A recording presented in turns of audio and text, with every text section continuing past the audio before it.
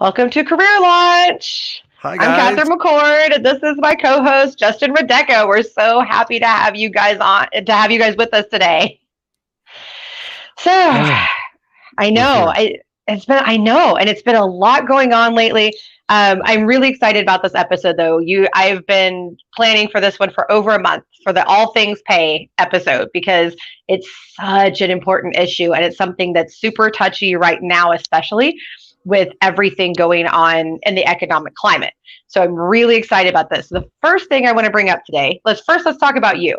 Tell us a little bit about you Me. Okay, and why we so should all listen to you today. you shouldn't listen to me. You should just mute or turn it off, put your earbuds down, go get a cup of coffee, something. No, so a little bit about me. I'm the CEO of a nonprofit called One IE. And we focus on entrepreneurship from the early stages. So everybody Right. thinks of entrepreneurship as I'm going to go and I'm going to pitch, I'm going to get a bunch of money, and I'm going to go rule the world or whatever it Right. is they're going to do. We actually focus a little bit earlier on that.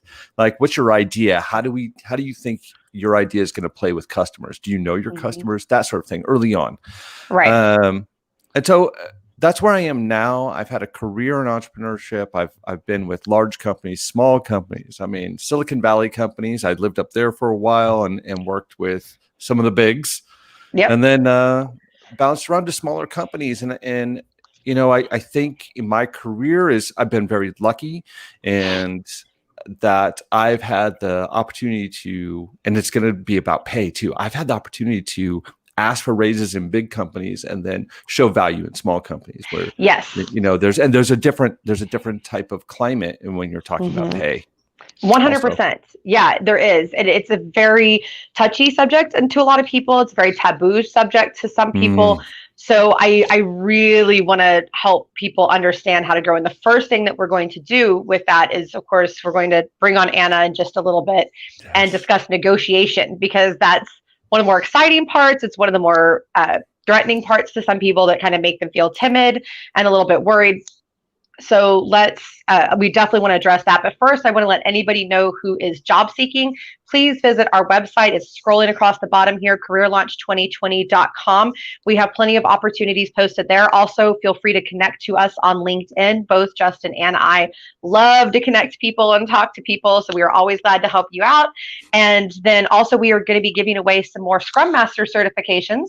So if you're interested in entering that, please connect with me and message me on that subject. I would be very glad to tell you how to enter. So let's start with, so I love negotiating. Okay, that is one of my favorite things to do.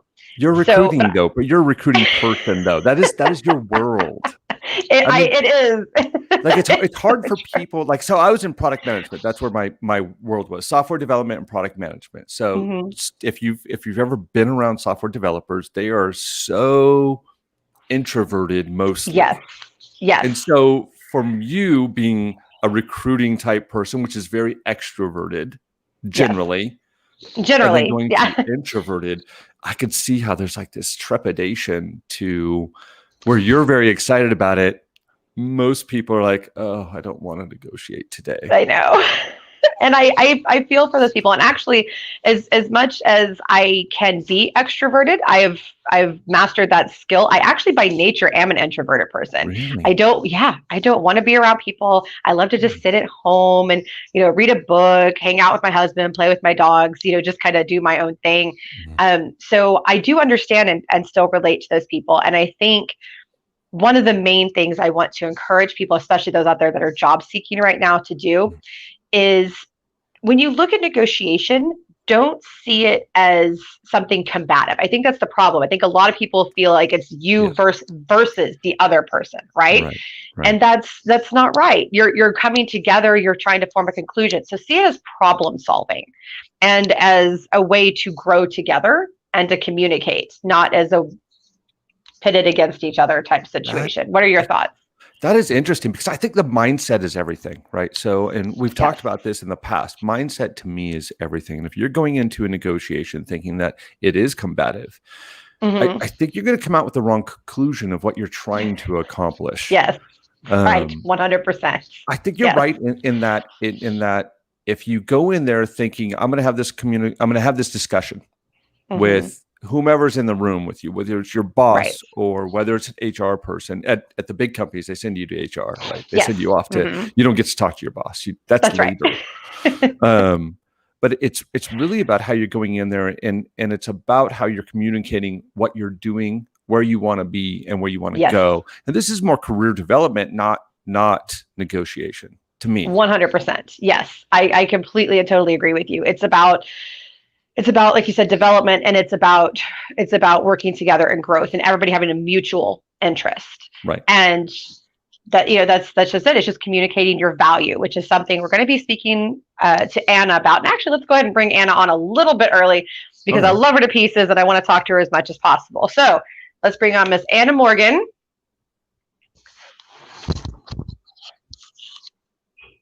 She is a terrific lady. She's recently actually formed her own company, so we're very excited about that. And she's got some terrific insight into the recruiting realm. So let's hear a little bit about you first, Anna. Tell us about you.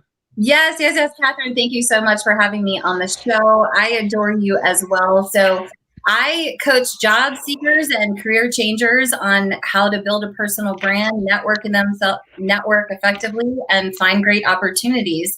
So I founded Career BFF July of last year and have gone full-time starting in May.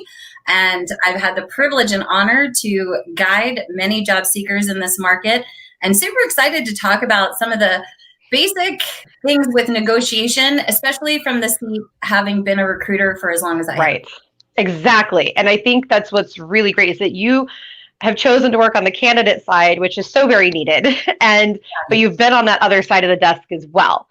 So let's talk about first, when your clients come to you, are they often worried about negotiating pay? Well, I think it's pretty much anyone, whether you're a more seasoned candidate or entry level. It isn't a topic that most people are timid around, and they get nervous about it. And so, it's important to be confident and speak with candor. And, as a recruiter, I shifted my questioning to job seekers to really reframe this. And I want to invite the recruiters out there to do the same, is that the hiring managers are given a budget and a pay band, right? So they know when they contact the recruiter, say, I have this position, this is why it's open, this is my perception of quality, here's the range. So your recruiter should really know what the range for the position. And I'm sure you're going to talk about this later, but there's a lot of states where people cannot ask what your past salary was in your past position. So now we're reframing it to be like, what are your salary goals? And it's still the same question essentially. So I always recommend that, you do your market research, you calculate your value, you add in your skills, experience, education, certifications when you're starting to have those conversations to really talk about how you can solve the problem of why the position is open. And then most importantly, give a range. Or just first ask, what is the position budgeted to pay? And then just have that open-ended question, and then be quiet. Let the silence go. That's the best advice that I hear in negotiations is be quiet, right? Yes. Listen, ask the simple question, which in this case is the band. And I was going to ask you, do you normally go in and ask what the band is? What is the range? Do you do that up front, or is this something you do early on or later? So in my experience working with corporate hiring managers, each quarter, each year, they have a budget for talent. And so they have usually three pay bands, a low, a middle, and a high. And so, obviously when we do an intake meeting, we talk about the other intangibles. Could we do a sign-on bonus? What is the percentage of bonus as well? And then, talking about the whole benefit package, but the recruiter knows up front what the pay band is. So I would typically say to candidates, okay, for this inventory analyst position, it's paying 60 to 75 with a 6.5% bonus. Is that in your range? And then that gives the candidate an opportunity to go, okay, and they can calculate, well, I've been looking for a job for 3 months. Is it remote? Then they can ask other open-ended questions to talk about other perks. And usually when recruiters ask that questions, the candidates haven't had any exposure to the benefit package yet. So it's really not a fair question. It's true. That's so true. And one thing that I encourage every candidate that I speak with to do is to, when you give your salary range, specify total compensation first. Right. This is what I need my total compensation to be. And this is what I need my base to be. Mm-hmm. And how we make up the difference, we can discuss that. Saying you're flexible. Go ahead, Justin. So how do I calculate my total compensation? If I'm not attuned to the world that you two come from, I do negotiate now, but I'm later in my career. Mm-hmm. But what about those early on in their career? How do I know what that total compensation is? Where do I find that information? Do I ask them or? Oh, no. Right. Don't let somebody else determine your worth. No. Right. So how does that work? I would say that you start by research. Look up the type of position that you're pursuing in your area. So Google, let's say you're an accountant. You Google accountants in DFW. Let's say you're from Dallas. And you look up the average salary. Look on several different sites to make sure you really get a good feel. Like so then you kind of, Glassdoor, okay. Indeed. But if you just Google it, this stuff will pop up. There's the site called salary.com, but if you just Google it, this kind of stuff will pop up. Okay. And then you kind of take that and then you look at how much of the qualifications you actually meet. So if you're looking at a job and you meet 50% of the qualifications, you probably need to come out on the lower to mid end of their budget. Okay. However, if you meet all the qualifications and let's say, and then some, now you're looking at top end of the range and they should be willing to pay for that. And then like Anna said, take into consideration remote. So if you want to make 60,000 and you've been driving all over DFW, if a position pays 55, that 5K will be made up by the fact that you're not having to drive all over Creation anymore and put that wear and tear on your car. So there's also PayScale also has data for that as well. But I also recommend reaching out to agency recruiters that work in your niche and talk to them. If Catherine specialized in accountants, I would say, hey, what are you seeing in the market? Because and that's a really good way to get real good, like real-time information about salary expectations because recruiters are making those offers to the candidates. Yes, that's very, very true. And also look on the other thing you can do is get on a site like Indeed or Monster and look for positions to which you're a very good match and go ahead and say, okay, so this is what they're paying. This is what they're paying here. And that will also give you a really good kind of perspective on that. How does that work for someone who's going from, let's say, a little bit higher up the ladder here to director to someone who wants to go into the VP world? How do you do that? Because those negotiations change when you hit executive level, right? All that changes. There's very much the so. Salary range is very different, obviously, but the compensation is vastly different. Yeah, how do you manage that? At that point, you're talking stock options and equity, vacation. I anticipate that we're also going to see a lot more negotiation around work-life balance and flexibility and remote work. Yes. I anticipate that we're going to see that just as much as vacation that I've seen, along with sign-on bonuses. I think at that level, Justin, it's a conversation of basically saying, I want to be compensated fairly for my years of experience. And I'd be happy to discuss those numbers in more detail as I get further through the process. Because again, it's very premature to say, I want to make 200K plus 50% bonus when you haven't met the key decision makers or the board executive members, those types of things. And you could just lean back into, based on my experience and the research in this location, I expect this type of position would pay, from Y to X, and I would expect to be compensated fairly in that same place. They always say like the first person to get out a number loses. And, again, it really depends on the level of position, for more positions, say they're looking at taking an hourly role, that's when I would encourage candidates. And we have a wide audience here, so I want to speak to both of those, that Again, you're just asking, what is the hourly rate for the position? And then you can say yes or no, or is there another position available? Right, absolutely. And Greta just posted a comment about the fact that when you go remote, yes, things are less expensive for you, but that can be, not always, more expensive for the employer because they have to send everything to your home to set up and all that kind of thing. Now, typically, however, Greta, because I've done this myself, I've taken offices remote, and I don't know if you have as well, Justin, but oh, you have. I figured you had, but I didn't. One thing that people don't realize is that office space costs a lot of money. So simply, they're using the same equipment either way. So if they send that to your home, they were going to have that anyway. Where they save is not having to pay for that square footage in an office. That's where the employer intends to actually save money.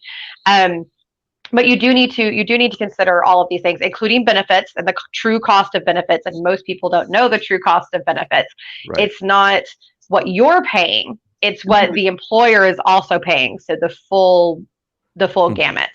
And it's hard for candidates to answer that question because, like, we used to provide the benefits sheet that showed the candidate what their cost was and then what the employer was paying, so they could actually calculate a little bit better of a value when they're looking at the entire compensation package.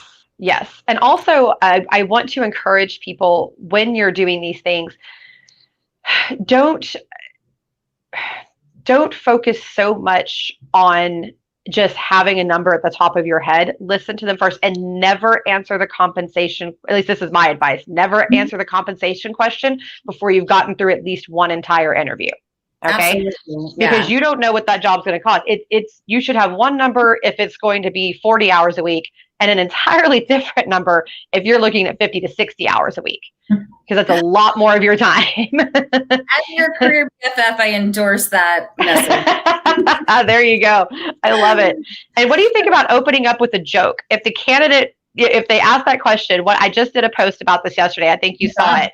Yeah, where they said, it actually yields a higher salary offer by about 8% if you start off by saying something like, well, I'd take $1 million, but let's come up with something fair, and you start with a joke and then end with something reasonable. Absolutely. I love that. So, and I was going to mention this before, I think one of the critical components to being able to talk about money confidently and with candor is the rapport building elements that go into those conversations. So that's why it's so powerful that candidates do their research and have some open-ended and personal questions for that recruiter. So look at their content, look at their profile, ask them how they're doing, how things have been affected since COVID in their company, how they're dealing with digital learning, like so many of us have kids in school right now on the computer. So that when you get to that point, then that joke lands even better. You have that rapport and that credibility where you're BFFs, right? Like you're helping them fill that role.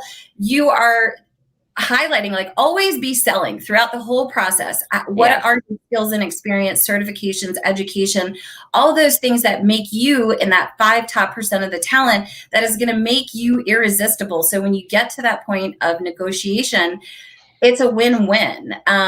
So don't be afraid. I think a lot of like later generations, later Xers, early boomers struggle with those conversational type of interviews, like that first phone screen, but try it because it will make the whole process once you get to the end and offer a lot smoother. Absolutely. 100%. And I love that you're really focusing on building up that relationship because that's everything, guys. It ties into the negotiation. It ties into you getting the offer, period. When people like you, they will hire you. And you want to tie everything into how you can help them. So yes, you have all of these skills, but how does that translate to helping them? Don't focus your whole interview on what you did. Focus what you're going to do. That's how you get hired. And that's how you get the big money in negotiations. I have my COO, Joel Knapp, he's been on the show before. I've watched him a dozen times, and what he does in interviews, he's not the best interview, honestly. He's terrific at working on this side of the desk, but he's not the best on the other side. But what he does that's really successful is he tells people his plan for success in the role. That's what he's done historically, and it works phenomenal. And he always gets the top of the pay grade. In fact, he's had people bust their budget for him. So it works very highly effectively. What is your take on that, Justin? There's a couple things. One, I think we forget that we're talking to a human on the other side of the desk. We're looking at someone that's a recruiter or HR or even a hiring manager, and don't realize that they're actually human. And I like the idea that you open with a joke, or you open with something that's personal and light, not heavy personal. Please don't do that. Oh yeah, don't do that. Don't go, I heard your dog died. Must be don't talk about your horrible. personal finances. Right. That's not good. No, that's not good at all. And I think when we look at negotiations like this as being human conversations, you get a lot further. I like the idea that Joel, what he does. The second point was that what he does. Every time I've gone to an interview, I go and I tell them how I'm going to solve their problem. What is their problem they're trying to solve? I'm not there because I'm a great candidate for all my skills, my certifications, whatever that means. I'm going in there. I'm going to tell them how I'm going to solve a problem. So you have this problem. I recognize it. I've done my research into your company. I believe it could be solved X, Y, and Z. And this is how I plan on instituting that. Immediately, you're on their side because that's what they're trying to solve, right? They're trying to find someone to help them, not come in with, letters and certifications. And, you didn't go through the whole list, but they're actually looking for make the conversation easy. Yeah. Right. Absolutely. Yeah. It's been really interesting to me over the years. Because I do I still stay on the phone. I run the company, but I refuse to get off the phone altogether. Right. I need to have that connection. And so when I talk to my candidates, one of the first things that happens when I ask about money is they say, well, what's the pay range? There's a couple of problems with that. Don't ever answer a question with a question. That shows avoidance and discomfort. Now, what you can do is have an answer like that joke statement and then ask a question right behind it. So you could do the whole, well, I'd take $3 million, but does that fit your budget? You could do something like that, and that will still prompt the same answer of what is the budget. But the other problem is I post the salary range in all of my jobs. So what you've also just told me is you didn't pay attention. And you didn't and I understand that you're not going to remember every single job posting to which you apply. Okay, folks, I'm not saying that that's what people should expect. But when you're having a phone interview, you need to go back and you need to reread it and be familiar so that you can sound intelligent during the call or in-person interview. There's a tech leader or former tech leader in Silicon Valley by the name of John Chambers. He ran Cisco Systems for a number of years. His thing, and every meeting that he went to, he put together a binder on that person. So where do they fit in the company? What's the company do? So every time he went in, he was extremely prepared to talk to that person. I find this being somewhat similar. I do somewhat similar. I don't do a binder. I mean, I'm not that organized. I wish I were, but I do have a set of things that I've jotted down in a notebook saying, okay, well, here's the pay range. Here's what this person is. I go look at their LinkedIn profiles, find out where they were, what they were doing. It's borderline stalkerish, but I want to know. I know we shouldn't use that word. Okay, so it's borderline research assistant, like. There you go. Whatever that is. Okay. But I want to know everybody that I'm going to talk to in that company. So it starts with me even looking at the recruiter. Where's the recruiter before this company? And how long have they been at this company? Because if I go in there and the person's been there for 2 weeks, they're not going to know the questions I'm probably going to answer. They're going to have to go to someone else to get those answers. Right. Just and even on the agency recruiter side, I tell people to ask, how long have you worked with the company? How many people do you work with in the company? How many placements have you had in that company? Because that tells you how well they really understand what's going on. If they tell you, well, I've been working with them for 4 years and I filled 2 positions and it's a big company, this may not be your best contact. But you should always be doing your research and getting to know them so you can become their career BFF, right, Anna? Yeah. Well, it ties right back into the rapport building element. I mean, job seekers, recruiters, hiring managers, we're all, borderline, professional researchers, I'll say, to find people. But the other key thing that I wanted to mention in the negotiation piece is our choice of language. So avoid saying things like, I think, if you could, I like, just be really firm. this is this range, or Yes. this is how I want to learn more before I fully answer that question. Yes. Be confident, folks. Be confident in what you can do. Nothing will get you on the lower end of a pay scale quicker than hemming and hawing or being timid. So even if you feel that way, knit it and grit it and just fake it till you make it and get it on out there. Don't be afraid to walk away. And don't be prepared for a no. I mean, most recruiters and hiring managers expect some sort of negotiation. So we make that offer with everything.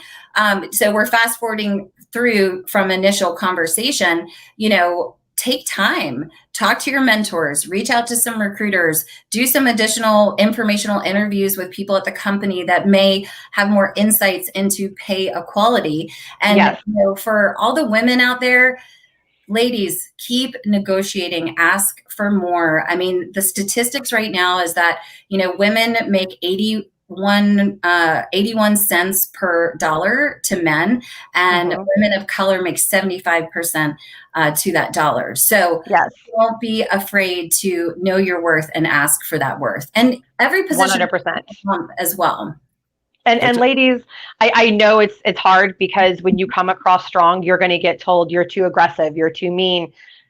Forget all of that. I've been told that my entire career that I come across too assertive and too aggressive and too loud. I'm very loud. I'm a very, very loud person.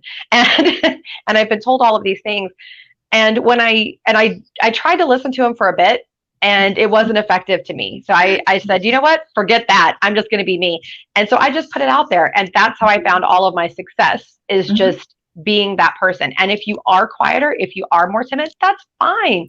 But when it comes to this one circumstance, ladies, get that strength up, hold your chest high and say, hey, this is what I'm worth. And this is what you're going to pay to get me. And for the people that are more introverted, I mean, they can take time and craft a well-written email response to ask the recruiter some additional open-ended questions and then make a business case for what their counter offer is. Then that way you have a chance to have a coach or mentor or another recruiter look at that language and see if you're missing anything or if there's perhaps other things that you could add into the negotiation conversation. Right. And I have one quick statement, and then we have a great question. So, but on that note, guys, when you get to the point of offer and you have told whomever is handling this for you, usually an HR person, what it is that you need, don't change your mind after the fact. Okay. You've already told them if they give you an offer with what you asked for, don't come back and try to counter. Okay, that's going to lose you an offer and it's going to sour the relationship real fast. Don't do that. But so I just noticed Ferrari had a new car come out, so I thought I'd add that to the list. Exactly. Yeah, don't do that. I didn't know it was there before. I just now. I thought I'd throw in the Ferrari after the fact. Just to do it. But don't. Your onboarding is not a good place to start asking for more perks either. Yeah, that's not the right time. That's pre-offer. So so we had a great question. I've recently been promoted in April, but I didn't get a raise due to COVID. Should I ask for a raise in coming months? And how do I know it's a good time? Okay, as from an employer perspective, the way that you can read that it's a good time when things start to plateau, when there's no panic anymore, that's when you ask. When things have plateaued. Now, Justin and Anna, how would you two go about negotiating that? Anna, you can start. Justin? You go. Okay, I'll go. This is interesting because I would do the exact same thing is wait until the management has realized that they're through this in with less panic. Because right now, if you look, managers are dying over cash flow. They're concerned about their future customer base. Their, product lines may not be, if it's a product company, may not be coming through as fast. Supply is slowed. Logistics have slowed. I would measure my manager and then go up the next manager and start talking about the company. Start getting involved with them. You'll get a sense because most companies now have open door policy. You can just go have a conversation with them. How are you feeling about where we're going? What do you feel about this? They'll tell you. They'll be open with you. And when you get that sense that okay, we're okay, then you go in there and go, great, because here's what I've been doing to make sure we're okay. And we're going to talk with our next guest, Michaela, about the psychology behind this and further answer your question. But for now, we've got to say bye to Anna. Bye, Anna. Thank you so much for coming on. All right. And everybody connect with Anna on LinkedIn, please. We will drop her link in the comments. Connect. She will be your career BFF. Trust me. She's really wonderful. Every day. See you soon. Bye. And again, if you're looking for an opportunity, go to careerlaunch2020.com and check out all the opportunities there. You can also reach out to Justin and I will help you in any way that we can. And if you want to win one of our free Scrum Master certifications, connect with me on LinkedIn and message me. Also, if you just have further questions for me, you want to do a call, get a little help with your job hunt, I am here for you. So next, we're going to be bringing on Michaela. She is our psychology, I guess I'd call her expert for the show. And let's see if we can get her on. I know she's already there she is. And we have Maslow today. Hi, Maz. We wanted to make an appearance, of course. So yes, of course. And he's got his ball. I see he's brought us his ball. He wanted everyone to see his very special Baylor ball. That's not ours.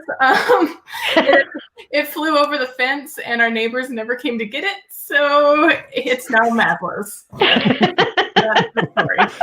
I love it. I love it. So, and first of all, we love having Maslow on the show because he is actually a professional too. He has a job and he goes around and he makes people feel better at the local hospital. And he's quite the celebrity. In fact, I was just notified by one of our other guests, Kathy Osborne, that she name dropped Maslow to get an appointment for her boss. Really? Yes. She name dropped the dog. I'm telling you, he is the big the executives at my mom's hospital where we go. They always talk about Maslow. They'll bring him up in meetings. I'm known around Waco as the girl who has Maslow, not as Michaela. Like if I'm at the park hiking or something, I'll be stopped like, "Oh, you're the one who has Maslow," and I'm like, "That's me." Yeah. So I don't know if you heard our last chat. We've got to not talk about Maslow anymore as much as we all love him. But I don't know if you heard the last bit with Anna. So we had the question of, somebody was promoted and did not receive a raise yet due to COVID, which is, that's certainly normal, but I will also say employers pull a stunt sometimes and they will take advantage and say, well, this is going on, so we'll give you a raise later when it's convenient for us. But we want you to still go ahead and do this work, right? So this is something that happens sometimes. And now when we've talked about that, you need to wait till things start to plateau, right? And things seem a little bit more even keel, but you also don't want to wait forever. So when it's been a couple of months and you go to approach this other person and this manager or HR, whoever it is, probably your manager, and say, hey, I'd like to have a raise. Do you think, Michaela, from a psychological standpoint, that it would go over better to do kind of a let's discuss this and let's plan it approach, or to come in and say, by this date, I need this number? How would you, honestly, from a psychological standpoint, how would you approach that? Well, first, what I want to say is it really depends on how comfortable you are in your job and just being really honest, how willing you are that you may potentially lose your job if you approach it from that second standpoint. Right. You need it by this time. So if you're confident that you have another option and another opportunity where you can, in your life, you feel comfortable that you can transition out of that work that you're in, and you feel that seriously about it, that powerfully about it, then I would say, yeah, that would be the way to go. I always prefer to take the more timid approach, because then you could still make that decision later. You can still make the decision that this isn't the place for me and leave on good terms with the approach of let's work together. This is what I'm seeing. This is my need. And I really want to say assertiveness here. Just go and I love that Anna was talking about, you all were talking about that. I got on about 10 minutes early so I can catch the last 10 minutes or so. And assertiveness, confidence, go in there and state your needs, state what you need, respect your needs. And I think that is so important is being able, and that's the psychology part that I want to bring into it, is respecting our human needs and really advocating for ourselves. Right. And I think that's a good passive approach. I wouldn't use the word timid. I would say that's a good passive approach. That's a better what do you word for think? it. What do you think, Justin? What's your take on that one? I agree completely. This idea of assertiveness is interesting to me because I think one, from the last conversation with Anna, we talked about the pay discrepancy of what 20 cents, right? 20 to Right. 25 cents. Being assertive in these things, I think is hugely beneficial for everybody. Yes. Be honest, be authentic about what you want, what you need. And I think that just moves the conversation down the road a little bit easier for everybody. Right. Instead of the old, I don't know, back in the older days, we won't go back too far, but it was a very cat and mouse type game on how you approached these subjects. I think we need to stop that in companies. And I think as a manager, I'd be absolutely appreciative if somebody came up to me and said, this is what I want, and this is what I need, and this is why. Yes. Fantastic. Make a case. And then, because that's how I look at every decision, right? I look at it from a point of view of, does this move the company forward? Right. Absolutely. And real quick, sorry. I was gonna say real quick on this, and then I kind of want to jump into the subject that you're actually here to talk about. I think, guys, first of all, I think that these are really great suggestions, and you should be collaborative, especially right now with COVID. Everybody's kind of a little bit more on edge. So go in with that kind of softer approach that we discussed. If you want specific tips, reach out to Michaela or I. We would be very glad to connect with you on LinkedIn and discuss these things. And we'll drop, in fact, we have already dropped her LinkedIn. So feel free to reach out to Michaela as well. So go in there with that softer approach, but also don't leave with them being vague. Set a specific plan and action before you walk out of that room. So it's okay if they don't say you're going to have this dollar amount by this day, but have a follow-up and say, and we'll revisit this in 1 month with this goal. Not just we'll revisit it, but we'll revisit it with this goal in mind. And this is what we're going to do to work towards it. So that's kind of my final word on that subject. And yes, you're very welcome. We just had to thank you for answering the question. You're welcome. So Michaela, you're here to talk to us today about the psychology behind pay and how pay affects people mentally and emotionally. So tell us let's start with you just telling us a little bit about your thoughts on the subject. Okay, so I was really excited when you said that this is what we were going to be talking about today, because this is something I've had training in since I was 14, I think, because I got really big into animal training, as you well know, Catherine. And that's what I first wanted to do was animal training. And the reason this applies right now is because I was trained in what's known as behaviorism.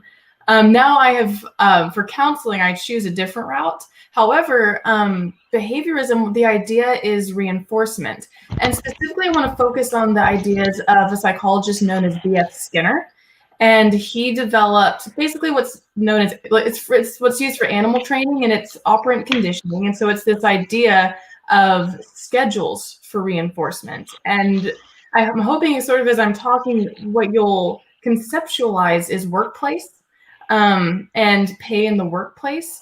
So for instance, when I say reinforcement, what I'm talking about is anything so we put action towards things that are going to reward us. That's the general idea of reinforcement. And when you're looking at animals, like Maslow here, for instance, that would be like me teaching him to sit. Every time he sits, I give him something. That's a reinforcement. And what happens for Maslow is dopamine is released. And the same thing happens for us. And I want to make a quick disclaimer here before I continue, and that is that this is a very basic form of our biology and our functioning as humans. We have morals, values, and beliefs that come into play when it comes even to things like pay. So I wanted to just let y'all know that this is very basic, basic human functionality. So real quick, Michaela, on that, as basic as it is, I don't want to undermine this either, because this is very much what happens and the experience that people will have as they're being paid. So, okay, so go ahead and continue, and then I have some more questions for you as well. Oh, please. Yeah, no, I'm glad you said that, because like I said, since I've moved sort of past behaviorism, I always just like to disclaim, like, okay, I'm not saying this is it. There's so much more. But anyway, yeah, so like Maslow, for instance, that dopamine is released. That's the same thing that happens for us. So when we're reinforced for the effort that we put into things, that dopamine comes in and says, oh, yeah, keep doing that. That's good for us. Keep it up, keep it up, keep it up. And because what it does then is it motivates us towards those actions that are good for us, like pay. So, and specifically it's, there's two M's. It's motivation, movement, and pleasure. That's what dopamine is used for. And I love that because especially the movement, that's talking about action towards the motivation, towards the reward. And that's what I see just in a nutshell as far as pay goes. So what would you hypothesize, or maybe you did some research on this, what would you hypothesize happens if, let's say, somebody isn't paid on time or was told they would get a bonus and then they don't? Okay, so, two different things, maybe sort of one of the same in some ways. So I'll address them each separately, and we'll see together how similar it is. So the first one you said was not paid on time. Okay, so what's going to happen then? Let's just go from the psychological standpoint here with this whole reward system. Is, whoa, I was expecting a reward for all my efforts. All of a sudden, it's not here. That's going to decrease that motivation, that movement towards goals for the future. Emotionally, what you'll start seeing with that is resentment. You'll start seeing anger and even fear. You'll see fear and anxiety come up because that's a livelihood. And that's where like the values start coming in. Okay. All right. And what about the second part? The expecting a bonus or something like that and not receiving it at all. Yeah, that's now that I've sort of walked us through the first part, I'm sort of seeing that's very similar. The difference that I would see is in anticipation of greater reward and not getting it. I would still say that would be more of an emotional reaction. As far as the psychology, that resentment of, well, I was supposed to get this greater reward. No, I see a little, actually, now that I'm thinking about it, I see a little bit different psychological reaction as well, because what would happen is your body is set up for this bigger reward that's coming, and then the letdown's going to be bigger because your dopamine is going, and you're getting flooded with more dopamine, and when that doesn't happen, it doesn't have anywhere to go, and so you're just like, you plummet, and that can actually lead to depression really quickly. So I'm glad I walked myself through that because that is a big difference. Yes, it is. I think, and Susan Straub, who is our co-host last time, is apparently watching. Hi, Susan. And she commented, it will destroy trust. And that is 100% true. I have watched employers lose employee bases over that, and lose entire teams over pulling things like that. And it's incredibly unethical, but it also really destroys the trust. What's your take on some of this, Justin? You've been on that side of the desk. Yeah, there's two things here. One, I was actually part of a group, and this was years ago, where we were expecting a bonus. What we got was equivalent to the jelly bean of the club month type thing. Our bonuses went off to some charity, and they're like, "Look, you're doing good." And you're like, "Well, wait a minute. Let me choose that charity. If I wanted to put that bonus out to a charity, great, but you just took my money." What I saw, right? Yeah. And then I've been in this situation where I haven't been paid for months at a time working at a company, where they're like, well, we just can't do it. Our accounting's slow, or this, and the excuses were piling up. And I think that distrust and resentment comes in fast and furious on that. And immediately you lose. I've never done that as a boss because, it's paramount to me that people get paid. That's what it's what we're here for, right? I mean, it's called a job. We pay them for their services or whatever they're doing for us. And if we could pay early, we pay early. That's my philosophy as a manager or leader of a company. In this, the psychology is so detrimental to not only the individual that's going to be in your organization, which then becomes poison because you've done something that was extremely unethical, but then that poison's going to spread. It's like, what's the expression? Poison in the well. Yeah. Right. Once you do that, you're done. Right. Well, you do it with one person, then your entire team is actually done. You might as well just try to figure out how to get back in good graces from that point on with everybody, not just the one individual. 100%. And this brings me into a subject about which I am very, very passionate, which is national payday law.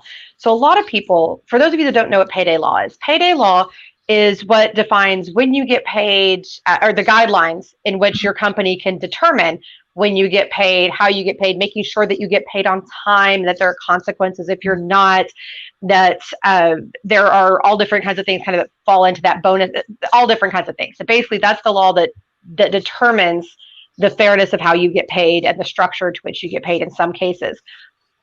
What I did not know when I lived in Texas, Texas has superb payday law. And what I did not know living there is that that wasn't national. Not everybody had the same protections and rights that I did living in Texas and that everybody else living in Texas did. When I moved to Florida, the very first company that I worked for, and I actually ended up reporting them for this, they wouldn't pay people for months because there is no payday law in Florida. There's none. And so people would work 40, 50 hours a week and not receive a paycheck, sometimes for a month, month and a half. And they would use that payroll. Oh, accounting is slow. Accounting messed up. This happened, that happened. Oh, we didn't get your hours sheet. There were all these excuses. And the devastation. I watched single mothers become homeless. I watched people break down crying because they couldn't afford the medication for their children. And the devastation that this caused was heart-wrenching. And there are other states with good payday law. New York, for instance. California's is a little funky if you're a contractor, but outside of that, it's a little better. Nowadays, who knows? Nowadays, who knows with California? But it's right. A lot of these states either don't have payday law or it's really vague. And so there's just no penalty for not paying people money that you owe them. So first of all, everybody, when you go to talk to your congressman or you're going to vote, find people that care about payday law and push for those people. But Michaela, when you see things like that, when it comes to the psychology behind what it does to a workforce as a whole, as a group of people, not the individual, but a group of people, what would you see happening in that type of circumstance? Even to the ones that were paid on time but are watching their coworkers go through this. Oh, man. For this one, I actually want to start on an individual level because I think it contributes to the whole. And what I heard when you're talking about 40 to 50-hour work weeks and all of a sudden you're not getting paid for it, what I saw inherent in that comment and that story were people who felt trapped. Yes. Because if they're not leaving a company that's doing that, that person is trapped there for whatever reason. There's not other opportunities. Yeah. And that applies to the whole because that's not going to be the only person there. That applies to multiple people. I can't imagine that would just be one person there because other people staying with that company means they're in the same boat. So I see a lot of people who are trapped together. And what I see happening with that is mobilization. I see people who are going to pull together and try to figure something out and probably face the company because and they did. That's what I was right. No, that's what I see happening because what other option would you have when you back people into a corner like that? What do you expect to happen? Yeah, and that's right there. Yeah. It was a very interesting thing to witness, and I think that. First of all, shame on any company that pulls that kind of stunt. Shame on you, man. If you don't get somebody's pay right, you fix it the same day, no matter what. And my first piece of advice, if this ever happens to you folks, is go into HR's office or payroll's office, whoever it is that handles this. Sit down, look them in the face and say, I am not leaving until I get my paycheck. I will not be moving from this spot until I have a check in my hand or it's in my bank account. Yep. Absolutely. That's how you handle that. Do not go back to work and keep doing your job. And I'd extend that to management. Be on top of this. Yes. If you're a manager and this is going on and you don't even know what's going on, because half the time I'll be honest, I wasn't always on top of payroll. Right. It's one of those things that you have people doing that job for you and your expectation is that job's being done. And if it's not being done, be on top of it. And if you do come across something like that, fix it as fast as possible. And do it with independent contractors as well. We have a policy where we do this with anybody. No matter what you do, what position you come in, you do a job, you get paid. And we instituted, you get paid weekly. We don't do this monthly or bi-weekly or bi-monthly or I don't know. The categories are there's so many of them. But weekly pay, just get it done. It's really simple.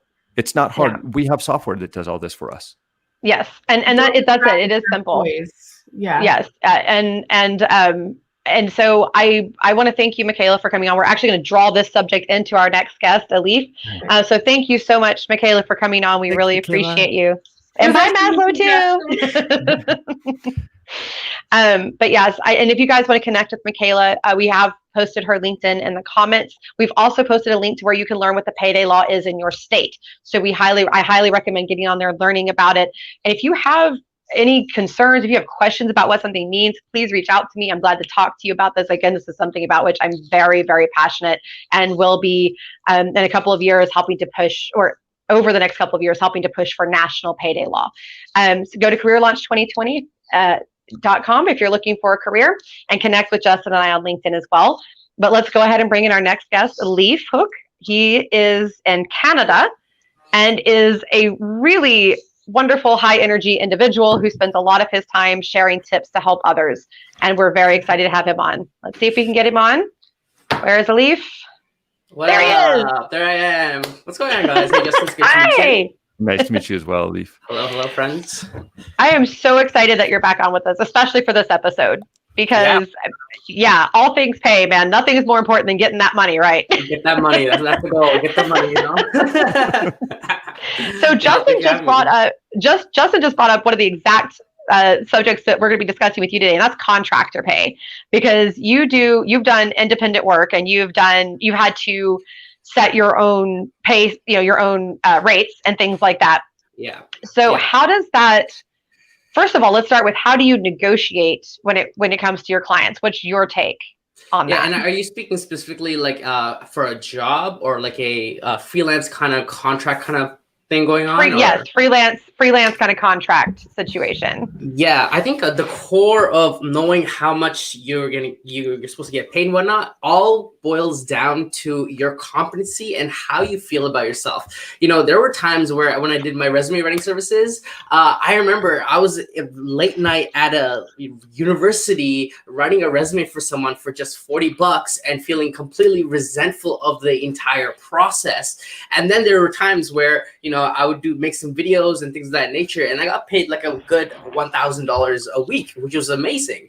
And the biggest difference that I noticed between the first situation I described and the second is that on the second situation, I felt more competent about my skills. And because I was competent about my skills, I was able to portray it in my confidence. So by the time when I got on a sales call and I told them about my rate, I can confidently look them in the eye and say, yeah, so my rates right now are about $1,000 for this project. Is that something that you can work with?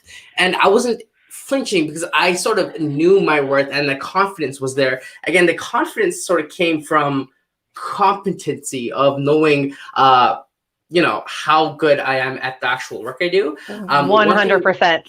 Yeah, exactly. I would just say real quick, I want to touch on that because we're very big on the whole know your worth situation, right? And really honing that in.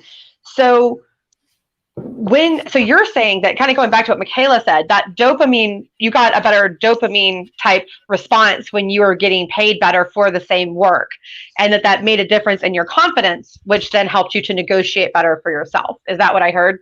Yeah, I think so one thing, it's almost like it comes from the inside. So, right. If I tell someone, hey, I don't know, make a video for you for $20, right. Imagine how they'll see you. They'll see you as like a cheap, easy to do kind of person. And, that'll attract more cheaper clients and things of that nature.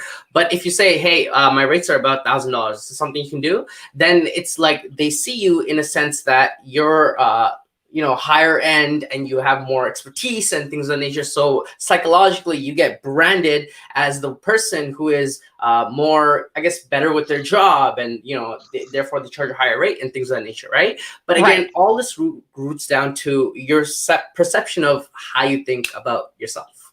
Right. 100%. Yeah. Yeah. You have to have that sense of personal value when you go in to negotiate. So on the flip side, when people don't pay you for your work, How do you go about handling that? And what are your thoughts on that, on delaying pay to contractors? Yeah, I think one thing I realize is that when it comes to delaying pay, it's easy for me when the invoice doesn't come in on time. It's easy for me to judge them and be like, oh, they didn't pay and everything, right? So I always try to catch myself in those moments, and instead of approaching from like attack and get my money and revenge and all this stuff, I'm coming from a place of like, maybe they just forgotten everything. So oftentimes if I send a quick email, by the way, here's my invoice, let me know if there's anything I can do. Usually I'll get an email back saying, oh, I'm so sorry, totally forgot. Here it is, bam, e-transfer or whatever, PayPal, whatever it is. So I think approaching it and being mindful of your energy and essence of how you approach the situation is absolutely crucial. Absolutely. I would completely agree with you. You have to be, and I do the same kind of thing. And I do actually, my tip would be to anybody who's doing contract labor, who has their own company, who's looking for their, looking at how they do their billing. I send an invoice 10 days in advance. I resend it 3 days in advance.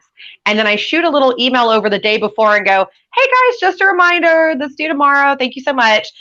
And most of the time that results in me making sure that money's in there. And then if they're not, the first point of contact is very friendly, like you said. And I go, hey, I noticed it wasn't in there.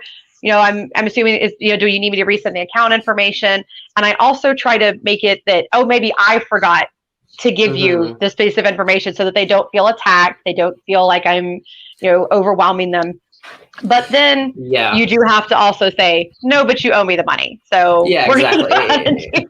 And I think there's a lot of taboo around talking about money and where you're going to pay me and everything. And when it comes to money talk, there's always like a guard or wall up or like a shyness up going on. One thing I realized from most of my successful friends is that when they talk about money, it's almost like logical. It's not coming from a place of like, oh, I'm sorry if I hurt your feelings. It's more like, so this is my rate. This is it. Are we good with that? Okay, let's move forward. That's one thing I really notice. They kind of break the taboo. Yes, that's very true. Because you've mentioned a couple things that are interesting. One, have some emotional intelligence when you're talking about money and asking for money, especially reminding people that you have a invoice out. The other thing is it really becomes something interesting when you talk about money as a fact rather than an emotional attachment. This is a business. This is a transaction. Exactly. We're okay at the grocery store when the grocery clerk says you owe me, $4.50 for your groceries. You're like, okay, you don't. There's no bad feeling. There's no animosity. There's no weirdness. But when we do it in person for other services, that's when it becomes interesting and more awkward for us, I think. It's very true. We need to move towards that grocery store. Be a grocery store. That's the goal. Be a grocery store. Yeah. That's actually a great way to put it, is be a grocery store. Just, this is the price. This is how it is. And let's move forward with it. And the thing is, like, you're not stealing money from them. Like, you're offering something really good that they need. You're solving a problem for them. And it's fair to get compensated rather than like, give me money, give me money. You're not being greedy. It's just totally fair. You know what I mean? And it's the same thing with pay for employees. It's the exact same thing. Like you said, you are giving a service. You must be fairly compensated. That's just it. That's just how it works. Now with my business, I happen to charge a lot less than my competitors, but it's not a devalued thing. That's what I always explain to people. I price based on what I consider to be a fair and reasonable rate for my services. I don't charge what I can get away with. And that's what I feel like a lot of people in my industry do, is they charge what they can get away with. That's not how I charge. I charge what I consider to be reasonable and fair, but what I charge is what I charge, and I don't negotiate that. Yeah.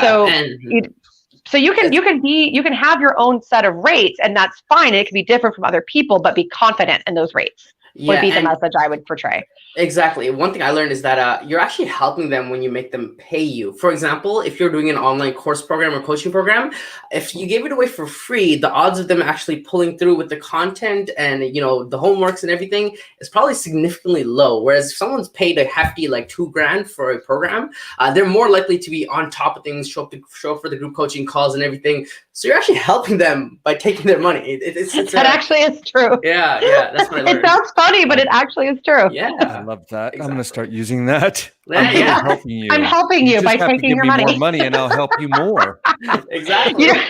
I'm teaching. So I'm teaching my grandparents to use Zelle, and while they're here visiting me, and that's what they've been telling their children. They're like, "Oh no, we need you to send us money because it will help us learn." Ooh, there we go. Yeah. So they've been using your technique. Exactly. I'm helping you. You're helping them when you make the pay. Exactly. Yeah. That's so funny. You're helping the up, situation.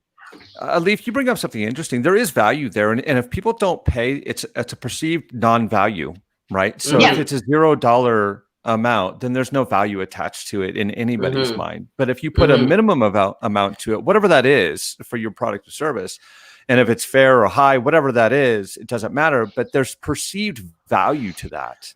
Yeah, for sure. And you know, I've bought a lot of coaching programs from like 5,000 to 3,000, and every time I'm on that call where I'm about to put in my credit card, there's always a hesitance. But after I actually submit it, and like a day after or a week after I take the course, I'm actually thinking to myself, wow, that was so worth it. I am so glad they, you know, charged me $5,000 because this is actually worth like $15,000. And I'm actually happy most of the time that they actually charge me a lot.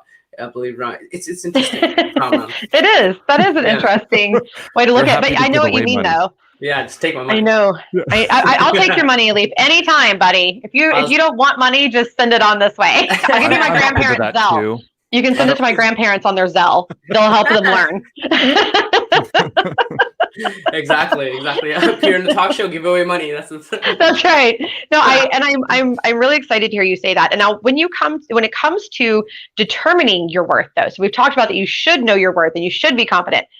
How do you recommend that people, in a very generic sense, because we have an audience with all different kinds of backgrounds, IT and the communications and all that, how would you recommend determining that worth? Yeah, and going about that process? Are you talking about freelancing or jobs or employment? Either way, just in determining your worth to portray it to others. So I'd like to talk about employment for a second, and I'd love to share a story real quick, a personal example of mine. So when I graduated from university, I got my first HR job, an entry-level HR job, and I was getting paid in this Canadian rate about $33,000 a year, which at the time, first job, I was like, oh my God, a salary, not a minimum wage. Oh my, not hourly. Oh my God. And everything. And then, you know, that went up to like 36 or something. And I worked it for about a year. And then I decided I didn't like HR. So I left and decided to take a minimum wage job at an entry-level marketing position. So I went from 36 to minimum wage. And then I worked there for 3 months in an entry-level marketing role. And then when I went to my next marketing job, I ended up getting paid $45,000. So it was significantly more than my HR job. And I went from minimum wage to $45,000. And I realized the reason I can do this kind of jump that I mentioned is because at that time, when I was applying for that second marketing job, I knew I had the expertise for the role and more. So when it came time for the CEO, they're like, what's your pay expectation? I can confidently tell them, yeah, 45,000 is like what I'm expecting.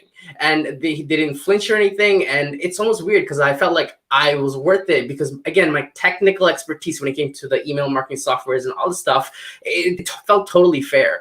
So one thing I realized jumping from minimum wage to 45K is that the jump is determined on how valuable you perceive yourself. And that is determined by your competency, which then portrays into confidence. Right. And that's true. And so when you're building up your skills, that makes you more valuable. It doesn't matter what title you've held or anything like that. It's what skills you have and what abilities you have. I have met people that have hardly had a standard style job that I would put in a management level position like that, because that's where their skills are strong. And so when you have, and the same kind of thing with IT, I've known people that have development, that have, you know, that type of thing, but then they've also on the back end, just at home, taught themselves all these wonderful cybersecurity skills and all of that. So you can put them in a risk security position, even though they've never held it, and they get a 60K a year bump just because they've taught themselves these skills. Yeah. So guys, when you're teaching just because you haven't held the title, that doesn't mean anything. Look at your skill level. Leif is 100% right about that. Look at your skill level and your abilities, and that's how you negotiate your pay. Yeah, and that's how you determine your worth. Exactly. And to add to that, I beyond just taking courses, it's important to implement what you're learning. So if I'll relate to marketing, if you're learning about social media through a course, it's also good to do social media. So then when it comes time for the actual job or the interview and they ask you a technical social media question, you can be like, yeah, blah, blah, blah, blah, because I did this and I got this result. So it makes sense, right? 100%. practically apply it, not just, binge a Skillshare course or LinkedIn Learning course all day. Right. I couldn't agree more with you in terms of building your skill sets up. Skill sets are what we hire. I don't hire someone because they've had titles. I don't hire someone because they've had a degree or certifications, although certifications tell me they know a certain amount. That's the baseline, right? Right. So degrees and certifications are baseline. Mm-hmm. Now tell me what skills you have, how have you implemented them? And I want to know how you think through them. And that comes from experience, like Leif was saying, put them to test. Right. Yes. So in his example, social media. If I want to get into social media marketing, do it. Then I could see as a manager how you think through these processes, and then see that you have these skill sets that I'm going to need. Right? Yes. You're telling me through all that I really need you, basically. Yes, 100%. And I also don't want to skip over something very important that you communicated, Leif, and that's that you don't be scared to take a lesser paying job for a while if it will get you the skills that you need to eventually get where you want to go. I've done the same thing in my career. I've taken jobs that paid me a lot less because I thought, ooh, I'm going to learn a lot here and I will be able to apply that later. And it worked extremely well, including choosing to start working for entrepreneurs. I made that decision early on that I wanted to learn about business ownership and entrepreneurship. So I started working with entrepreneurs in little itty bitty tiny companies that didn't pay me quite what I was used to making, but I learned so much with that. Yeah, I think there's a quote, chase the learning, not the earning, or something of that nature. Yes, I like that. Yeah, chase the learning, not the earning. Yeah, exactly. Yeah, I totally agree with you guys. Yeah, skill set is crucial. One thing I also like to debunk is that, I've been noticing a lot of my friends say, like, I have 2 years of experience, I can do this. I have 5 years of experience, I can do this. And I realize years of experience I don't think they're the best currency to use, because I feel like you can be in one job for 10 years and you said 10 years of experience, whereas someone who's in like a bunch of different roles doing a bunch of different things for 2 years probably has more technical expertise. So I almost feel like I kind of want to debunk the myth that years of experience will equal to higher pay. It's more that your skill set is equal to your higher pay, I guess. That's very, very true. And also, just because somebody has done something for years does not mean that they're good at it. I literally, and this is not a joke. I could sit here and actually read this for you. I'm in a bunch of recruiting groups, and a person who has supposedly been doing recruiting for almost 20 years, which is longer than I've been doing it, posted and said, I'm having trouble recruiting recruiters. How do I do that? And I'm going, are you really telling me that a person whose whole job is hiring does not know how to hire somebody to do what they do? You are bad at your job. Get in a new line of work. Just do something else. Good grief. I did. As nicely as I could, as nicely and politely as I could. That's essentially what I said. Because what in the world, just because you've done something for a long, I know it's funny. What is wrong with you? Yeah, please quit. You're making the rest of us look bad. Please stop doing this and go away forever. It really is bad. And as a recruiter, I'm going, no, this is why people hate us. But seriously, if just because you've done it a long time doesn't mean that you're good at it. That doesn't mean that's your strength. So also play to your strength, because that's how you'll get that money. But yeah, but skills are money. And I tell everybody that. I know IT people that don't have a degree, but that have worked at the Pentagon, have worked these very interesting. In fact, I knew a young gentleman, the very first thing he did, he got out of school and he said, well, I want a job, but I don't want to get paid, this little tiny bit of money because I have all these skills. So he hacked into the company that he wanted to work for. And he immediately sent them an email saying, this is what I'm doing. This is why I want to come work for you. And this is all the things that need to be fixed. Here's how I broke into you. And I know how to fix it. He got a job. So now, I'm not saying do that. No. I'm not saying do that. But what I am saying is don't be afraid to showcase your skills in a creative, very bold way. Now, he knew what he was doing, and I forgot to mention this part of the story. I'm so sorry. He knew somebody in the company. So he kind of had an insider, that knew what he was doing that would make sure he wouldn't get into trouble. So he did this very bold thing that could have backfired, that could have caused them not to want to hire him.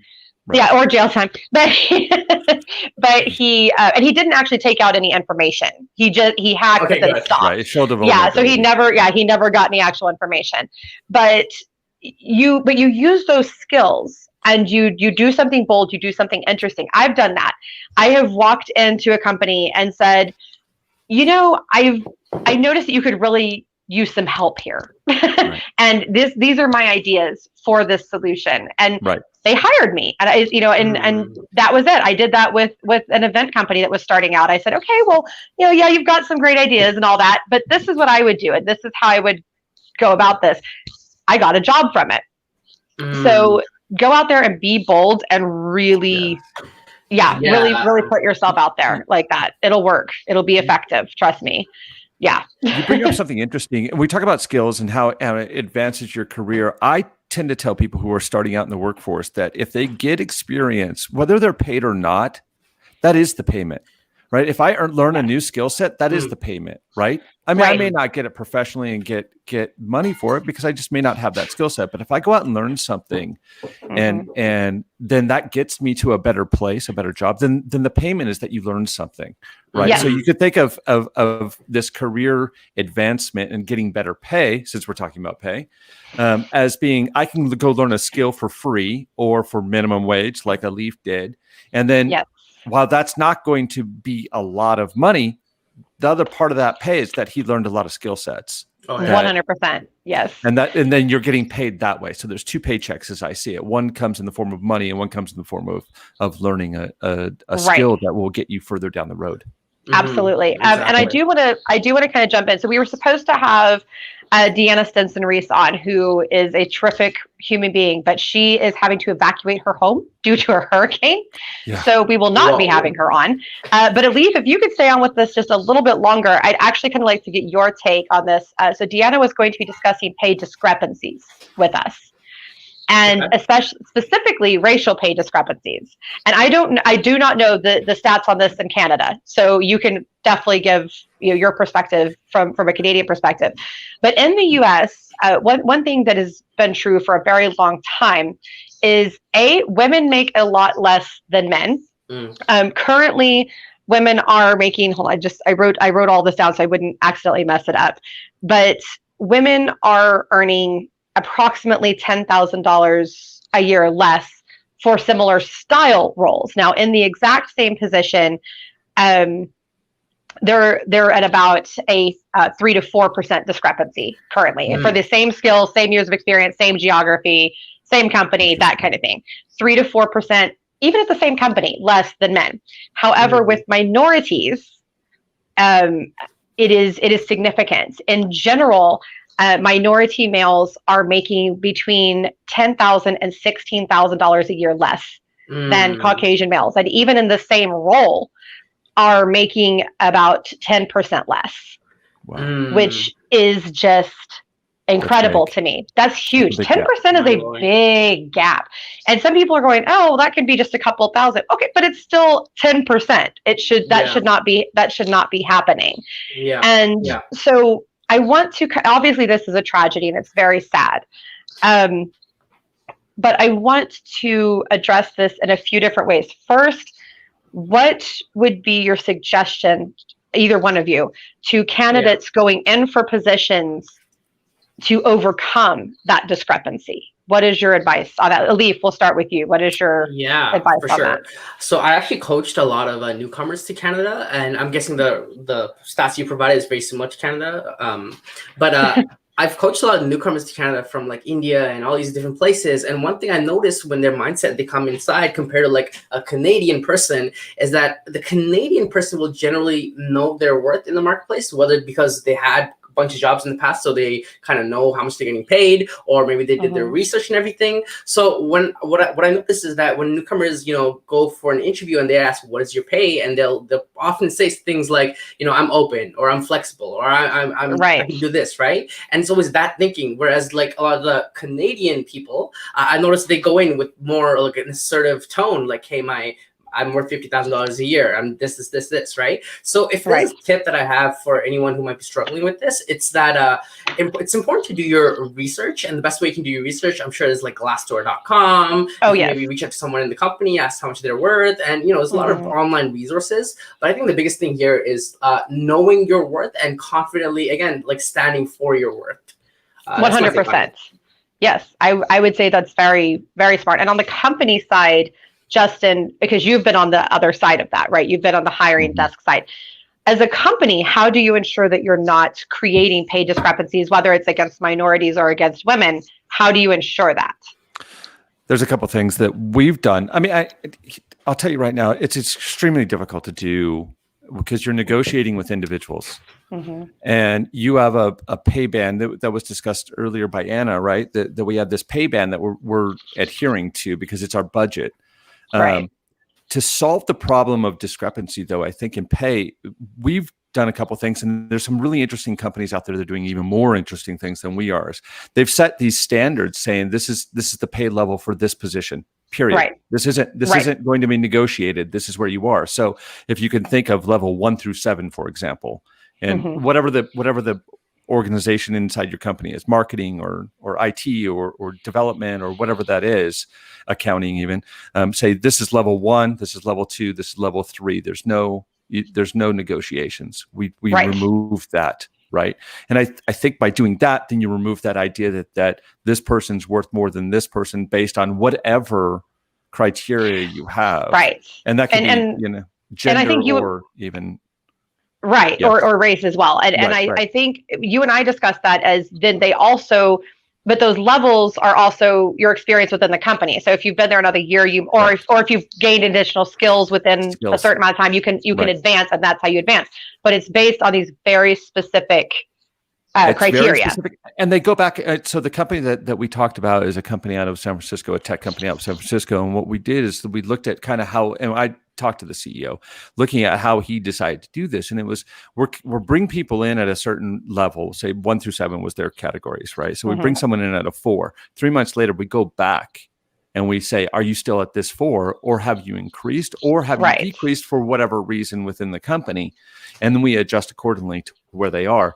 And then we can remove the idea that gender, race, whatever, age is also a huge one. Age is a huge one. Yeah, age is a huge one. Older people are getting pushed out of companies, or they're getting knocked down to positions where they, but he wanted to remove that from the equation.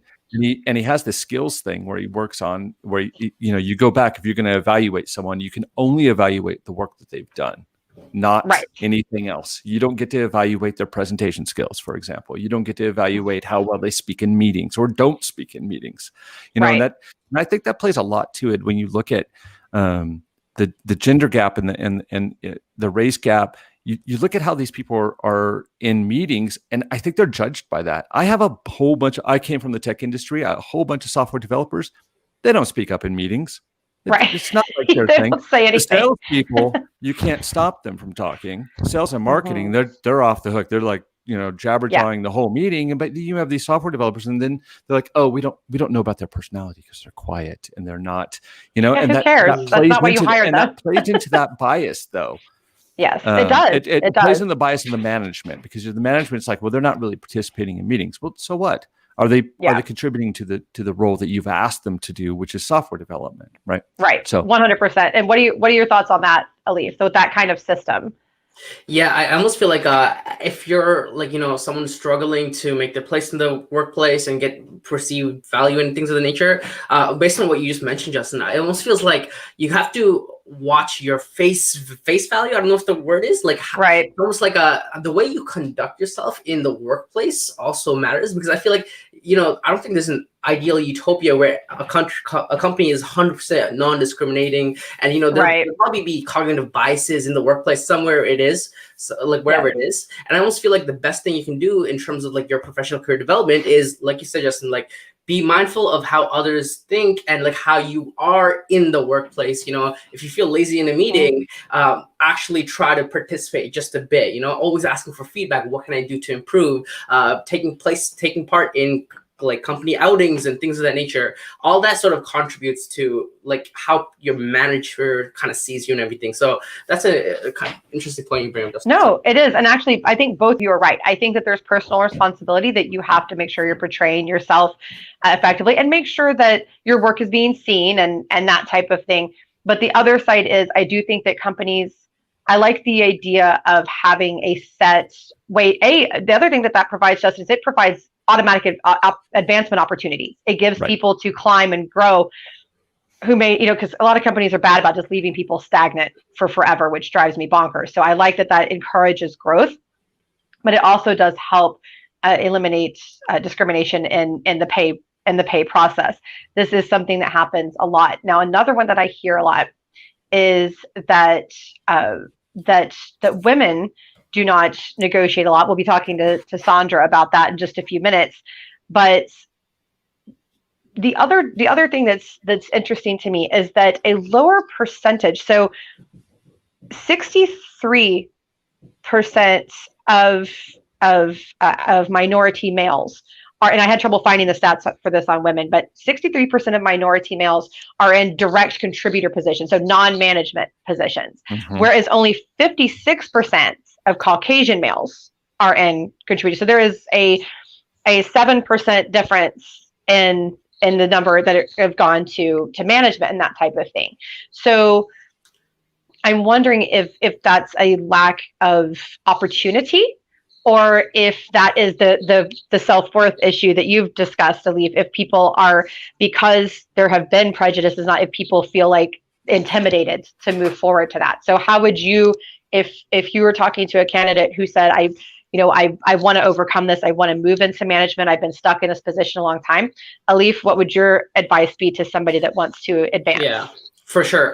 The way I approach, at least my career, is always being responsible for your personal agency. So what you can control and what you can do. Maybe because newcomers, maybe their communication skills lack, and therefore going to management is a whole new thing because it involves a lot of social skills. Whatever it is, there's probably a reason for that. And we can't necessarily control that, but we can control ourselves and how we are. I almost feel like if someone came to me and they're saying, "Hey, I want to get into management, but I don't know how, and all these Caucasian individuals are in management and I feel out of place," the first thing I'd probably say is, like, what can you control? Oh, your skill set, how you are in the workplace. If you're attempting to go for promotions, are you taking on stretch projects, things of that nature? Have you done that, right? So for me, I always approach it from like personal agency. So what you can control. Right. Absolutely. No, absolutely. Brilliant.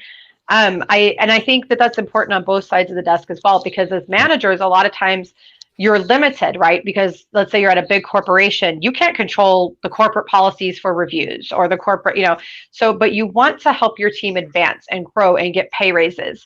So as management, be receptive. I always talk about a former employee of mine who would just walk in and announce to me, "I've accomplished these things, I'm ready for a raise." And he would just randomly walk into my office and sit down and say, "Hey, this is what I've done. I want this much of a raise, and here's how I'm justifying it." And so going back to that, knowing your worth, but then managers, you need to also be receptive on that as well. And when somebody is telling you, even if you can't control when they get a raise, say, "Okay, great. Let's set a plan to definitely get this taken care of for you and help you reach your next level of success." And I think for women, it's the same kind of thing. Just get in there, put it out there, let them know.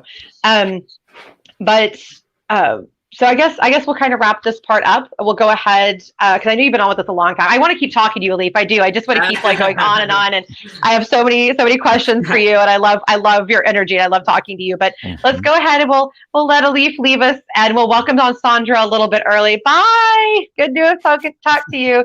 So next we're going to have on Sandra Lee, and she's absolutely terrific. Oh, and guys, connect with Leif, by the way. He'd love to connect with you and talk to you, and his content is absolutely inspiring.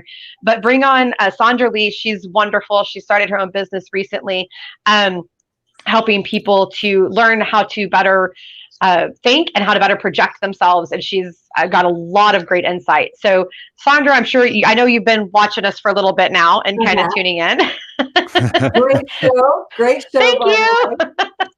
So I'm very, very passionate about pay issues. It's something that that kind of fires me when I start talking about it. So I'm sure you heard what we were just discussing. So the struggles that minorities and women have sometimes with the pay discrepancies. What is your take? Because the number one pet peeve I have is when people say to women, or people say about women don't negotiate. Like, well, that's a real blanket statement, first of all. But also, what do you think causes that? Why do you think that there is that discrepancy with women? And why do you think that women are not pushing as individuals? Obviously, as a group, we're pushing for more money and all that. But as individuals, why are they not doing that? And how can they fix it? I think it boils down to what you've been talking about, knowing your worth and believing in yourself. And as women, I think we've been raised to put everybody first. I see that all the time with my clients, that we're caregivers. We meet everybody else's needs. And then we get around to, if there's anything left over, we'll take that. And we have to stand in the truth of, who we are, what we're worth, our value, and believe in it. And that's the thing. I mean, everything comes down to our thoughts. It all starts with our thoughts, our belief in ourselves. Am I deserving?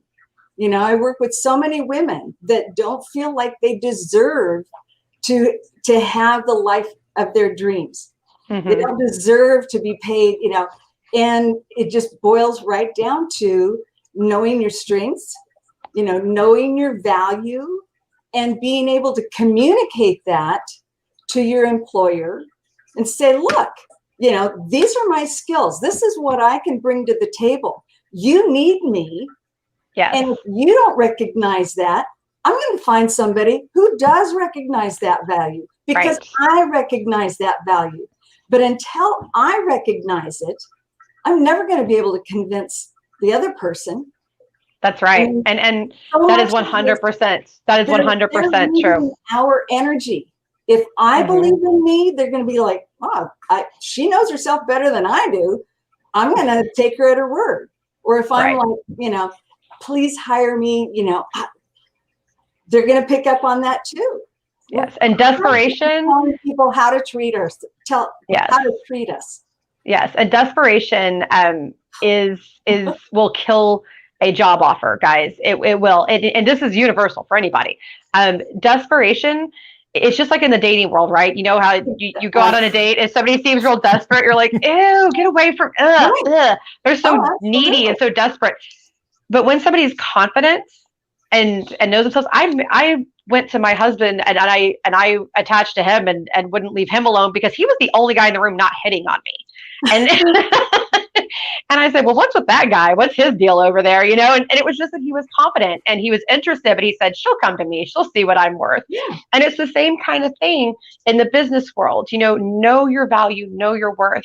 I've had candidates come into me and they're very confident and they say, you know what? I'm at the top of my field and I know what I can do. Mm-hmm. And I've had people tell me, I haven't had an opportunity yet. People won't give me that chance. So I'm looking for that chance and I deserve it. And I'm ready for it and I can do this. I can tackle it. And they have that confidence.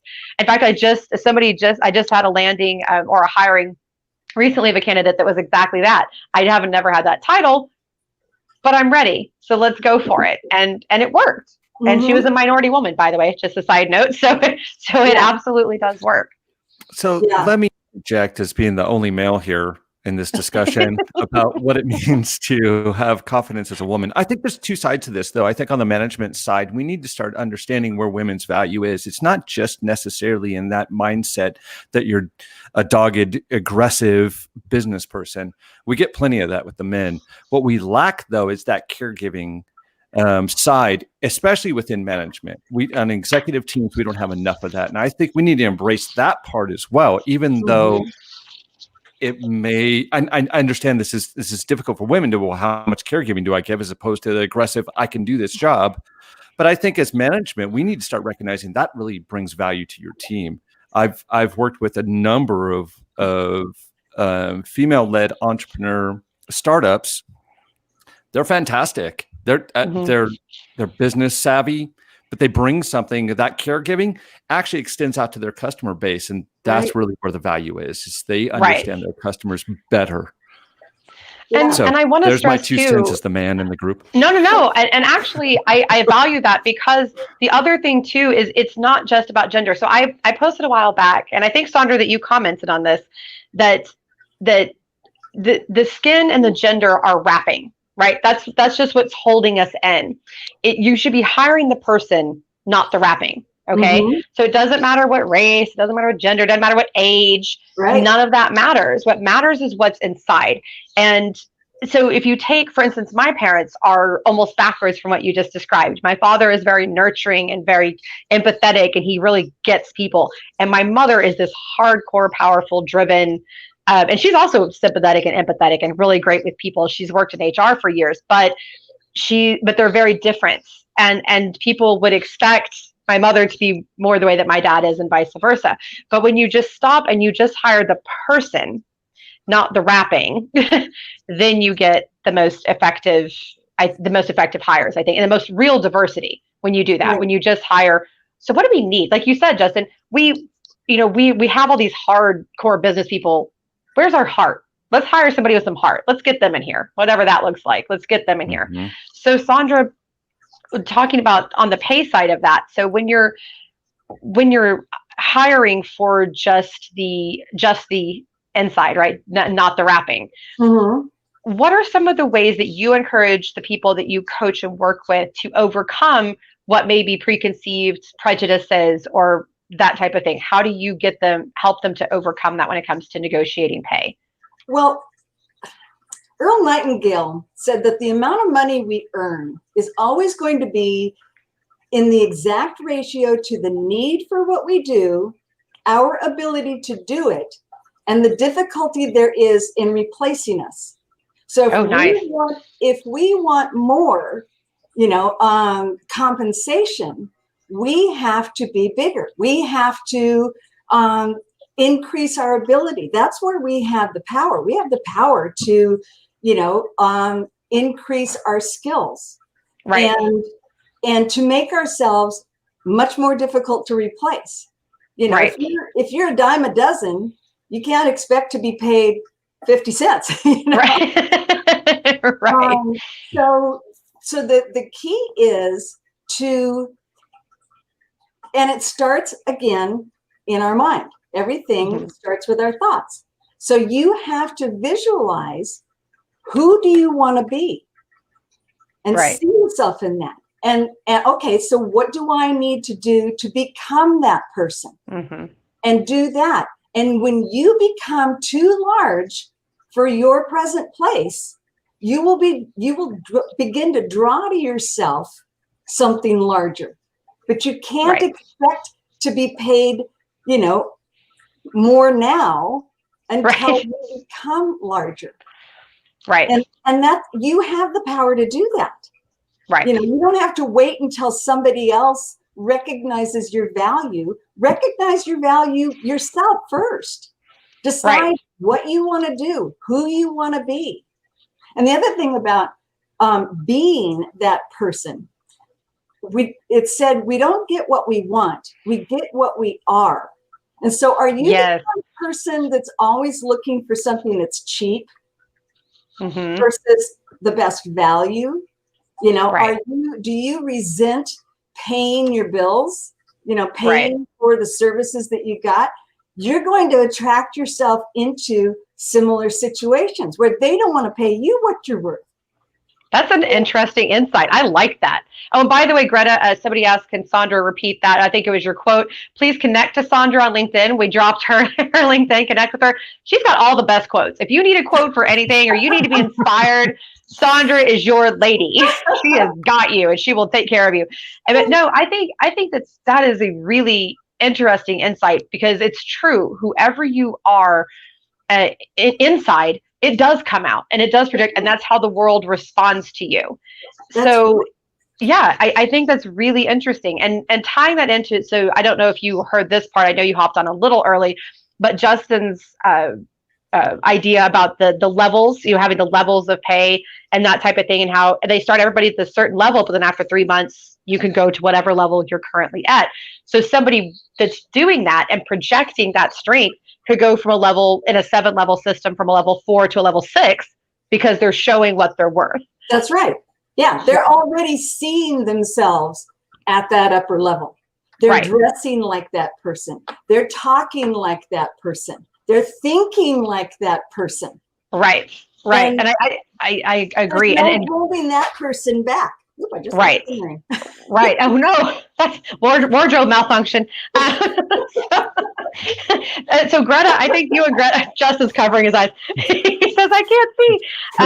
So I think that Greta is going to be your new BFF, Sandra, because she just posted a quote for us. She said, "Your level of success will seldom exceed your level of personal development because success is what you attract by the person you become." Jim Rome. Exactly right. Great quote. That is very relevant, Greta. Thank you so much for sharing that. I think that that's very, very spot on. So with this whole pay episode, that's the one thing that I wanted to really bring home, that yes, payday law is important, and yes, we need to improve it and we need to do better. And yes, companies need to be doing exactly what Justin said, and setting up opportunities for people to be able to advance financially, right? That's the company's responsibility. This to set you up for the opportunities. It is your responsibility to get yourself there. 100%, no questions asked. And if you have a manager that stinks, get them out of your way. And if getting them out of your way means that you absolutely have to leave that company, do it. And look while you're still working. Don't quit and not be able to pay your bills, but vote with your feet. Okay, just keep on trucking. I was just going to say, if when you get bigger than the job, if your employer doesn't recognize that, why not go out on your own? If you're that good and they're that blind, you don't have to, jump ship before you're ready. But say, I'm not going to be appreciated. I'm not being fully appreciated in this position. And I actually, before this episode, and before this episode, I redid my stats. I like to do this periodically anyway. And what I discovered was that 72% of the candidates that land through my company are people who either already have or are looking to leave their job because of lack of opportunity for growth and financial advancement. And that's a large number. And these are people that just said, I'm worth more. It's time for me to grow. Do that. Don't be a creature of habit to your own detriment. Right. Advance, push out of your comfort zone. We had some great advance from Susan Straub last time, which was, do something that intentionally makes you uncomfortable. So when I invited her to be on the show, she went, okay, sure. I've never done a show in my life, but let's do this. It'll be fun. And Justin will tell you, I don't prep you. I say, just get on there and be you. That's all I ask. No prep. There's another saying, successful people are willing to be uncomfortable with their growth and their dreams.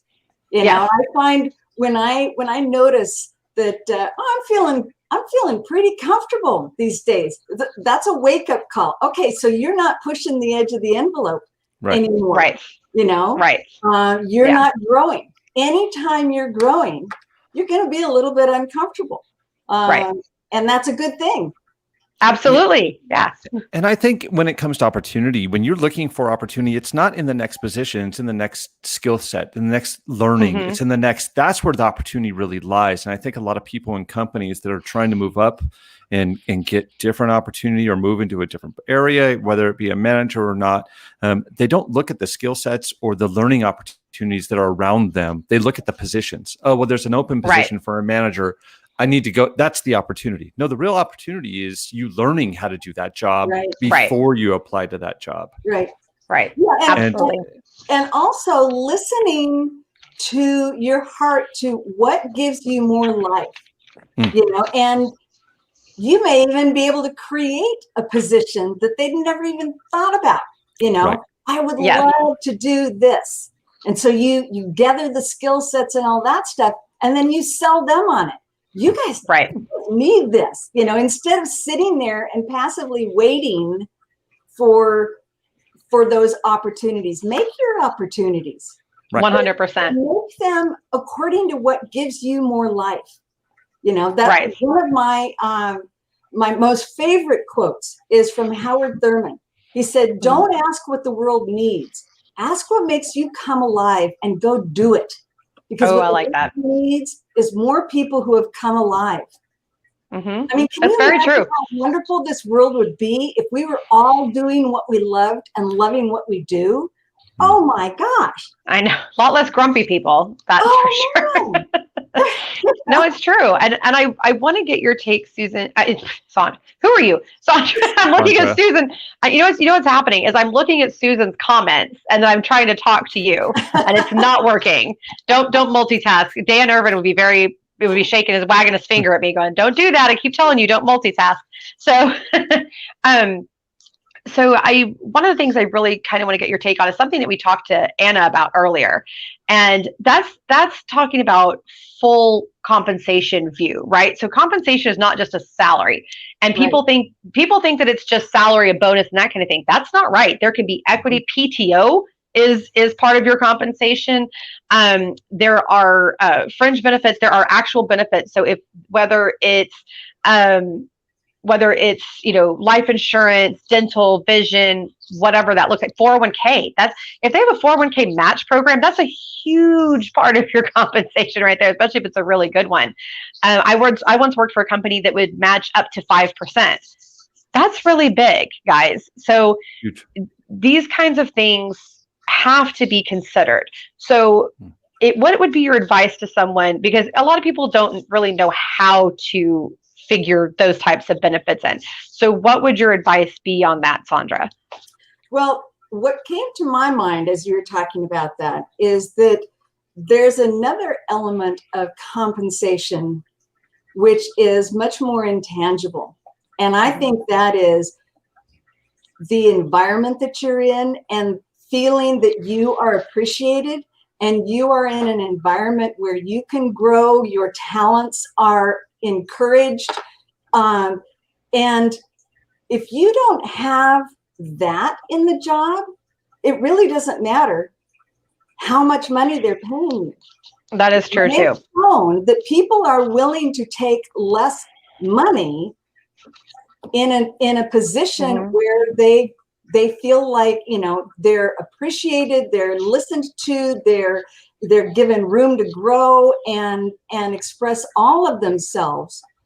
And so when I work with women on, that want to change jobs, in envisioning the job that you want, it's not about, I need to be paid, this much and, have this level of management or control. It's what's the environment.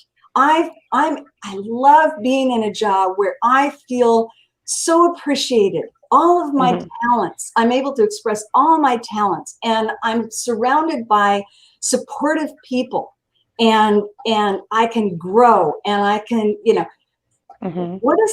what do you feel when you're in that position? And if you're being appreciated, it'll show up in the monetary part as well. That is true. That is true.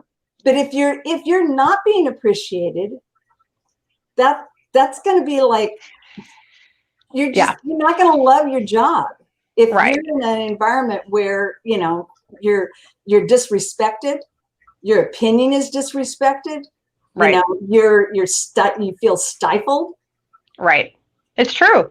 And you're right that the more that you are valued, the better the type of offer will be. The other thing is I've seen companies that say, we can't quite afford where we'd like to put you now, but we will work on it, but we'd love to have you come on board. And that's the communication that you are valued as well.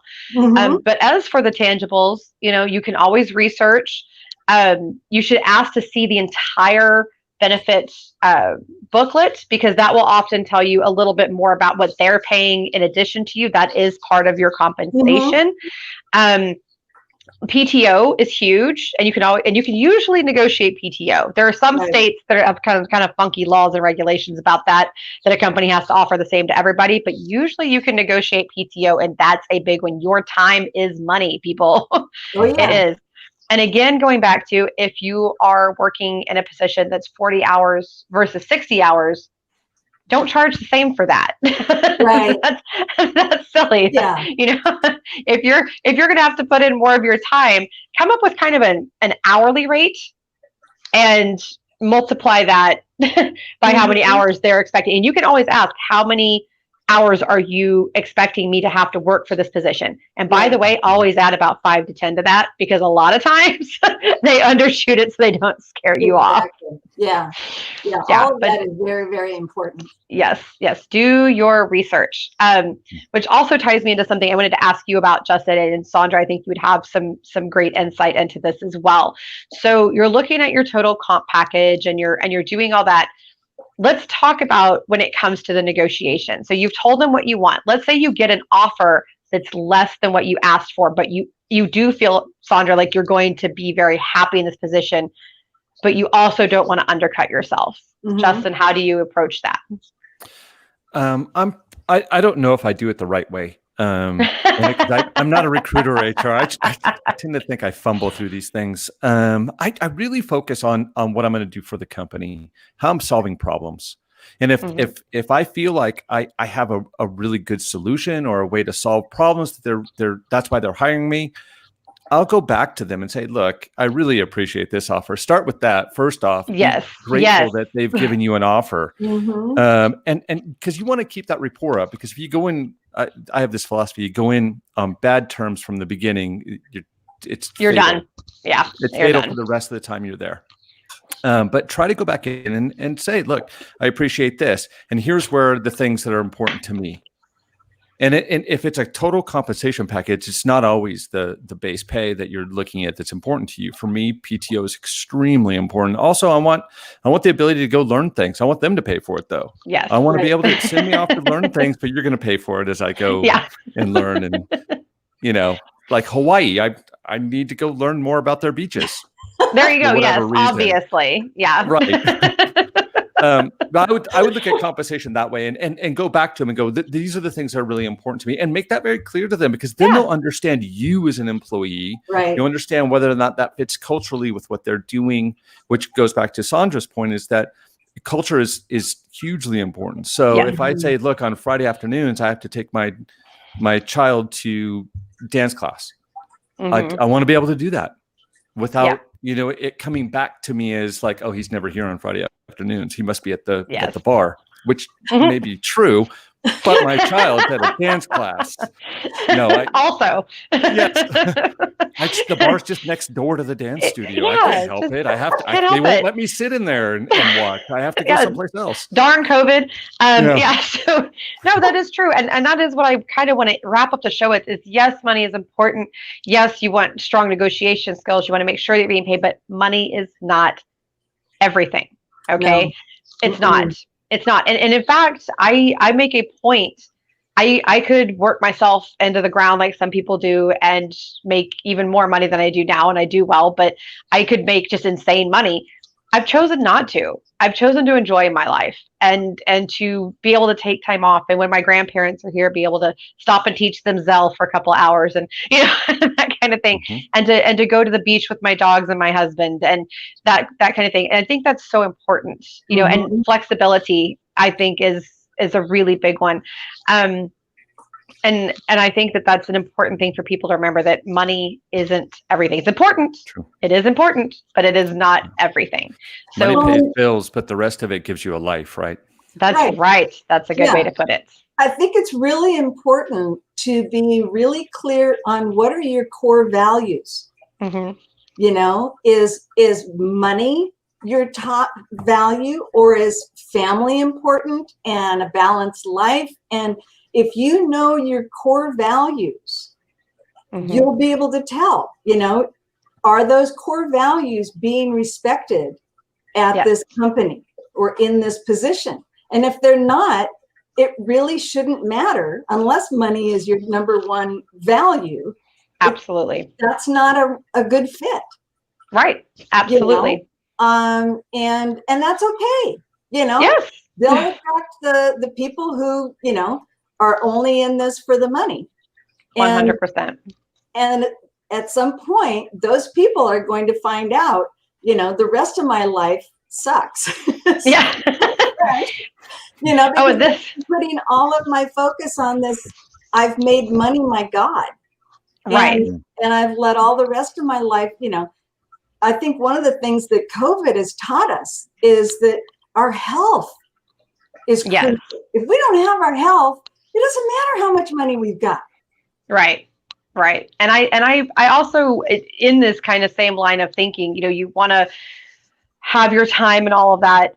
Folks, this ties me back to no laws, no regulations, no these kinds of things, because there are a lot of companies out there that will take advantage of lack of knowledge. And some of them, it's their own lack of knowledge, which is inexcusable as well. But there are a lot of companies that will purposefully take advantage. For instance, we were talking about Payday Law. There are companies that will take advantage of people that are unaware. One of the things that a lot of people don't know is that not every position can be exempt. What exempt means is that you're paid a flat salary. That's all you're going to get, the end. It's like managers, executives, things like that. Not every position qualifies for that. And a lot of people don't know that. If you are in customer service, you are not an exempt employee. They cannot make you exempt just to make their lives better. It's the same thing with contract. It's the same just to get out of paying you overtime. That's against every labor law that we have. That is not how this works. You have to actually meet certain qualifications to be an exempt employee. The same is true for 1099 contractors. Your company cannot make you a 1099 contractor just because they feel like it. For instance, if they are telling you how to do your job, you are not a 1099 contractor, you are W-2. If they give you set schedules, you are not a contractor, you are W-2. Do not let your companies get away with these things. If you're thinking to yourself right now, wait a minute, I might be getting gypped. Reach out to me. I am glad to help you get to the bottom of it. Connect to me on LinkedIn. We've dropped my LinkedIn somewhere in here in the comments, scroll through. But I am always glad to answer those questions. That is something that a lot of companies do, especially smaller companies, but I've seen some bigger companies pull that type of thing too. You cannot make somebody exempt just because you feel like it. And you cannot make somebody 1099 contractor just because you feel like it. So and get in to California, know. you can't at all. Yes, exactly. Yeah, you just can't. Yeah, and it's also different state to state. It's not just a national issue. So if you've moved, refamiliarize yourself with everything. Like I talked about earlier in the show, I had a culture shock coming from Texas, who is, they make sure people get paid on time, all that. And then I moved to Florida, who just thought, oh, well, you'll get your pay someday, and that'll be kind of nice.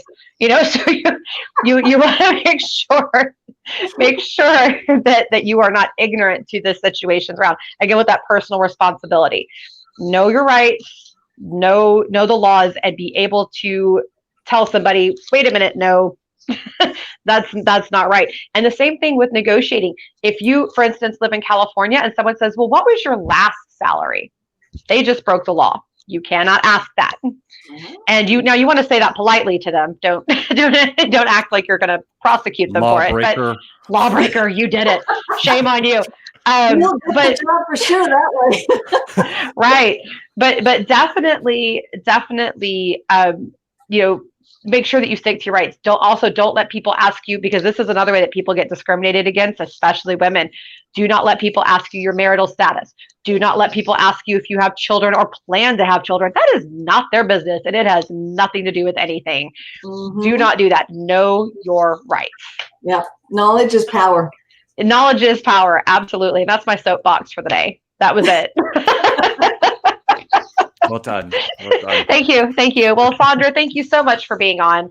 We really appreciate you. We found great value as always. And apparently you have a new best friend. Greta's just declared herself your new best friend here in the comments. So I think you can expect a connection from her. Everybody connect to Sandra, connect to the other guests that we've had. They're all terrific people. They're all here to help. We've dropped her LinkedIn here. Please connect. I'll say bye to you. Oh, can I just put in one little quick thing? Please. I have a free workshop coming up. Great. Power Vision workshop on Saturday, the 5th of September. And I'm offering free complimentary strategy sessions to the first 6 people that contact me, and you can do both of those things on my website. Wonderful. And please also send me a link about that on LinkedIn, Sandra, and I will promote that for you as well. Okay. Thank you so much for having me on again. Absolutely. Thank you. It was wonderful. Bye now. And folks, we did just drop her website into the comments. Please connect her. Connect to everybody. Michaela loves to talk to people. Leif does. I do. Justin probably doesn't like talking to people, but he does it. Yeah, I try to avoid all of them. And look, here I am. All of the talking to a whole people. bunch of people. Yeah, All all the of the people. people. All the people. I like dogs. Yeah, same. Yeah, that's why we had Maslow on the show. So you connect to Maslow. I want to talk to Maslow. And Maslow has his own Instagram. You can follow. You can follow Maslow. Yeah, I don't know what it is. I will find it, and we will we will post it later. So follow me on LinkedIn. I will post Maslow's Instagram. But yeah, it's connect to these people. We're all here to help you. We all want to help you grow. And pay especially is such a sensitive subject, and people have so many questions, and there's so many taboos about it. And there's pay discrepancy issues and all of this. So if you have something that you still just need to get out, or you have questions about it, please contact us, reach out to us. Also, if we could drop Deanna's LinkedIn, Deanna Stinson-Reese, she was the one that was unable to be on the show today because of being evacuated for a hurricane, but she actually specializes in working with these types of issues, especially when it comes to minorities and women. Definitely reach out to her. This girl is powerful. Follow her. Her content is spectacular. So definitely reach out to us. We're all here to help everybody. So Justin, what are your final thoughts for the day? I tell you, one, I learned a lot. This is fantastic because everybody had a different perspective on what pay meant, what negotiations mean. I learned more about negotiations today than I ever knew in my career because I don't negotiate. I just go in, this is what I want. Give me the Very Ferrari. demanding. That's okay too. I'm very demanding. I'm like, give me this. Okay, you don't want to give me that? Bye. No, but I think with this, it's interesting that it is such a taboo subject, and we need to get past that, especially as job seekers. If you're a job seeker, get past the idea of talking about pay, because I tell you right now, the recruiter on the other side of the table, they've been doing this, and they talk about pay all day long. They talk about pay with the manager. They talk about those pay bands, those ranges. They talk with candidates. They talk with other recruiters on LinkedIn. They talk about pay. It's so true. It's so true. But job seekers don't. No. And I think for job seekers, just go learn and stop making it a conversation you don't want to have. Make it a conversation you want to have. Yes, absolutely. And I say from the other side of the desk, recruiters, HR people, hiring managers, whoever you are, shame on you if you are expecting the person that you're speaking to be a professional interviewer. That is not their job. That is our job. That is what we are here to do. So if you're talking to someone, help them through the process, the entire interview, but especially when it comes to pay. Help them negotiate. Help them talk through it, make sure that they're meeting all their needs. Don't just say, what's your number, and drop it. Okay, so, here's the PTO, here's the benefits. One of the things I do whenever I send out an offer letter is I send the entire benefit package with it. Ooh. And I make sure that the PTO is listed, all of that. They see everything. That way they can sit down and think, okay, what is my life going to look like with this role? Is this really a good fit? And then move on. Because remember, guys, as much as we're talking about pay today, pay is not everything. Important. Yeah. You know what? That's interesting. You give the whole package. I think that's I do. I think we skip that as job seekers too. We look at here's the paycheck that I'm going to get, and I start figuring out my life based on paycheck. Right? I'm like, okay, I can figure this out. I can go buy a new fishing rod. I can get new camping gear, whatever it is. Right? But I think we forget that PTO really matters. It's time off that I'm going to get to recharge myself. It's what are the other benefits that they're offering? Do they offer free lunches on Friday? Now companies are offering like snacks and the tech industry, I worked at a large company where we had free food all day long, all night. It was just food everywhere. Where is that? I need to go work there. I don't know if they do that anymore. I think they've I'm a big foodie. Gotten away from this idea of being on campus for 12 hours to 15 hours a day.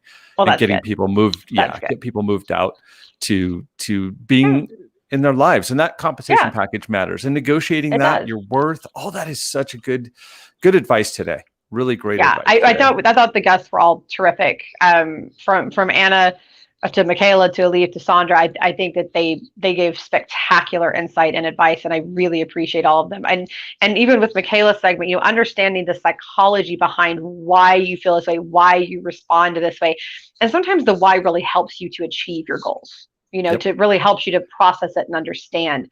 And then focusing on being educated and taking the personal responsibility as and to do every part that you can. As long as you're doing everything you can, be above reproach. If you're doing your best, what are you going to do about everybody else? Control what you can control. Yeah, that was Leif's advice. Be in control of what you can control, which is yourself. I love that. Yes, right, absolutely. Susan just dropped a comment. The communal M&M jar is no more. Yeah, don't keep candy on your desk that's not wrapped up, please. That's very germy and gross. My whiskey bottle's always got a. No, it's actually vodka. I'll be honest. It's vodka. Don't lie. It's vodka. It's vodka. It's always in the drawer, always closed up. So that's good. Just don't spread germs. That's how we're going to leave it today. Negotiate and know your worth, and don't spread cooties. That's what we're going to teach you today on Career Law. I think we need to bring that back. I'm going to start doing that on LinkedIn. We do. Don't spread cooties. So thank you so much for being here, Justin. Again, please connect with us. Visit careerlaunch2020.com for opportunities. Also connect with me if you want to be entered into our Scrum Master certification, or if you have any questions. I'm always here to help. But thank you so much for coming on today. I have a question. When's the next show? Oh my gosh. I don't even want to think about it. No, it's September 9th. It's going to be on September 9th. Perfect. You will be our next show. We're very excited about it. And then Justin will also be with us again at the end of September. I think it's the 26th or something like that for our entrepreneurship episode. We're very excited about that. And goodbye to all of our guests that are saying bye to us. Thank you so much. And we will look forward to seeing you next time. Signing off. Bye, everybody. Bye.